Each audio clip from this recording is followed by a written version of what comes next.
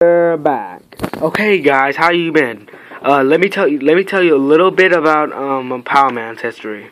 This is like a little background check of him.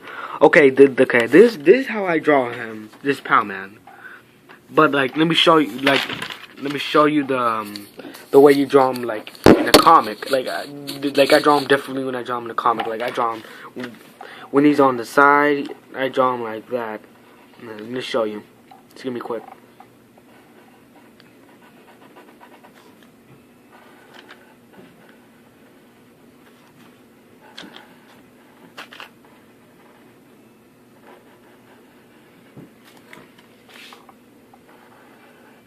Alright, wait, I'm about to come. I'm just gonna try to rush this quickly so I can finish this video.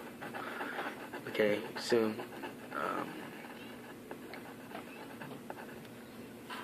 Alright, almost done. Just need to color in the hat. Almost. Come on. I'm trying to finish this. Should have drawn this before we even made the video. Okay, here. This is how I draw him sideways, like that. That's how I draw him. He's like, the sheets, like, they're like three lines down. That's how big it is. It's not that big, but it's pretty. Back then I had to draw like maybe 5 because I wasn't that good. Like maybe like seven big one each slide long because I wasn't really that good at making comics back then. But like I got used to it. I made the comics. It's better now. But like, alright, let me continue about the storyline of Pow Man. Storyline of Pow Man was originated. I guess I made it up. The history of Pow Man is very interesting. The thing, Pow Man came from a wealthy family. Like Charles Bankston, that's what his father's name was. Charles L. Bankston. His mother was Elizabeth Bacon. They lived in some farm area in Texas. They had Pow Man, his sister, and his brother, and they were a good happy family for a while until his father became more quieter for some reason. Then one night, while everybody was sleeping, they heard a gunshot raging from the thing. They saw that it went right past the window right near their parents' room and hit exactly in the temple of his mother. She didn't make it. Well, after that, his father did something. He fought the guy and he killed him. He saved the family. Then they left. They left until other town. Like years passed and everything went back to normal. But until angry boss of his father came. His name was Boss Man. His Boss Man was a cruel man, but like he was good to Pow Man.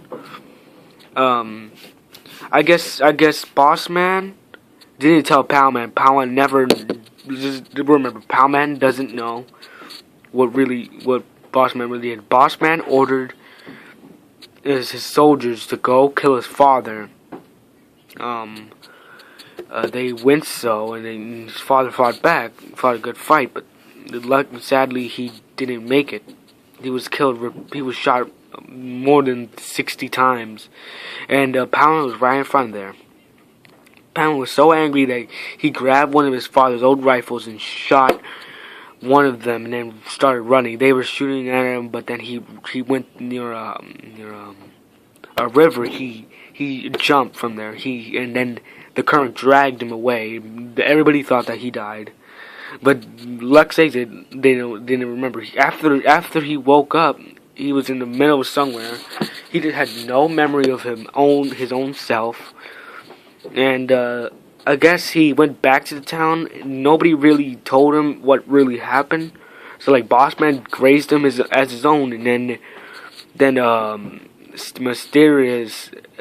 He was working with him for like maybe 16 years. Pound was working for Boss Man for 16 years until like he was a little grown up, like 20 something, and but for some reason Boss Man told him to do a mission because the Twin Rocks were crowded by little rufflers, and so he wanted Order Pound to get rid of them. So Pow Man did. He used special tactics.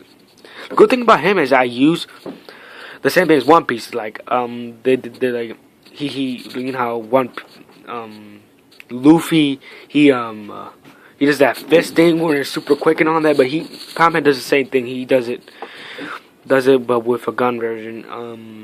He has his own names for his attacks, like the Swift Double Strike, five circle Death Strike, and yeah, that's the only ones I come up with yet. But like Pow Man did those and then killed the rest of those guys.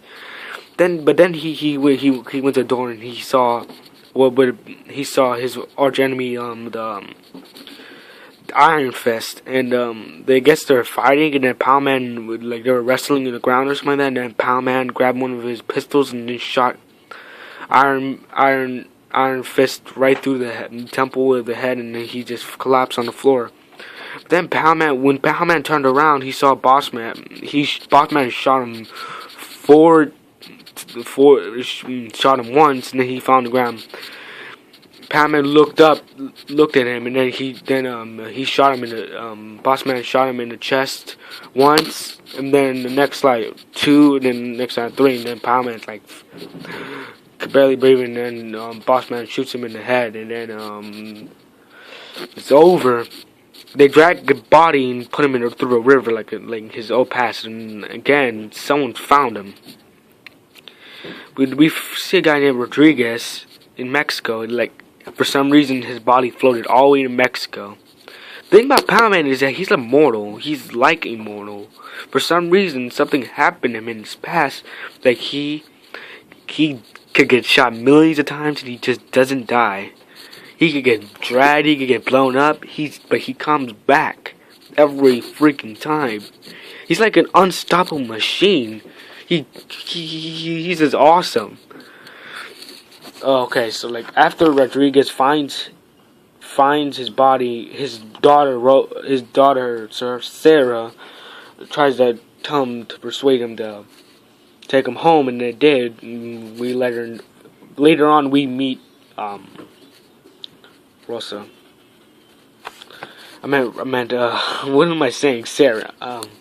And then I guess after that they take him to a home, and then I can't tell you the rest. You're gonna have to find out later on. I'll tell one maybe next week, okay? And then I'll tell you the storyline, and I need to finish the volume first, and then I'll show you, okay? All right. See you later, fellas.